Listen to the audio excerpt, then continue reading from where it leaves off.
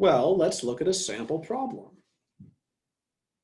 The curve y equals the square root of 4 minus x squared for x between -1 and 1 is an arc of the circle x squared plus y squared equals 4. All right, that's just a declarative statement. I can kind of see it here at the top of this figure. Find the area of the surface obtained by rotating this arc around the x-axis. So we get a sphere of radius 2, it looks like. Double check that this gives me a sphere of radius 2, yep. And we have chopped off the caps, maybe the North Pole and the South Pole. Oh, wait, no, that's on its side. We've chopped off the East Pole and the West Pole. Yes, of course. I'm being glib again. But this is actually a surface area I can compute using that formula. I need to calculate my derivative for this curve. So my dy on dx this time is going to be minus x on square root of the quantity 4 minus x squared. All right. My formula says to integrate from -1 up to +1.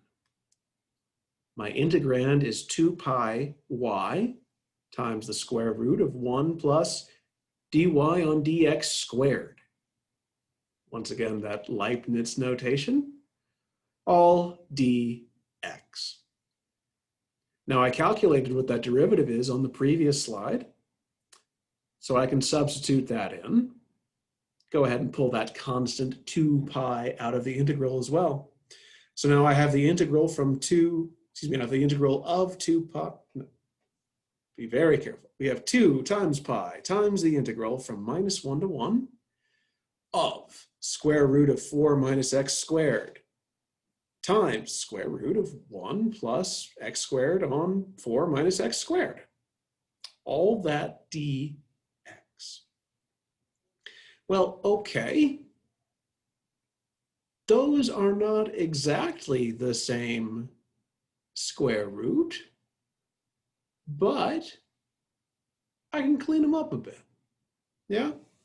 So this second square root over here, if I'm going to combine the two different quantities underneath, the 1 and the x squared on 4 minus x squared, why, that's just numerator of 4, denominator of 4 minus x squared. They left a step out of there, but I'm telling you what that is, what's going on there. And if I have a square root of 4 in my numerator, that's just a 2.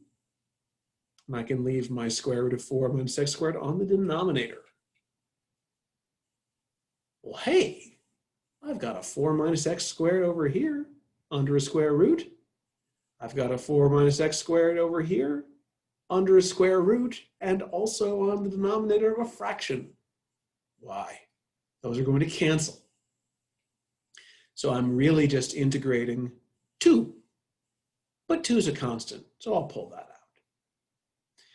This reduces down to 4 pi times the integral from -1 to 1 of dx. Oh, okay, yes. My antiderivative says I can use an x and I can evaluate between 1 and -1, but I can also think of this as just the integral of a constant. So that's just a rectangle, the way this integral is written out. It's a rectangle whose height is 1 for the 1 in the integrand, and the width is 2 because there's 2 units of length between -1 and 1. What's the area of a rectangle with width 2 and height 1? It's 2. So, wow, I didn't even need fundamental theorem of calculus for that. But however we get this answer, the answer we get is 8 times pi.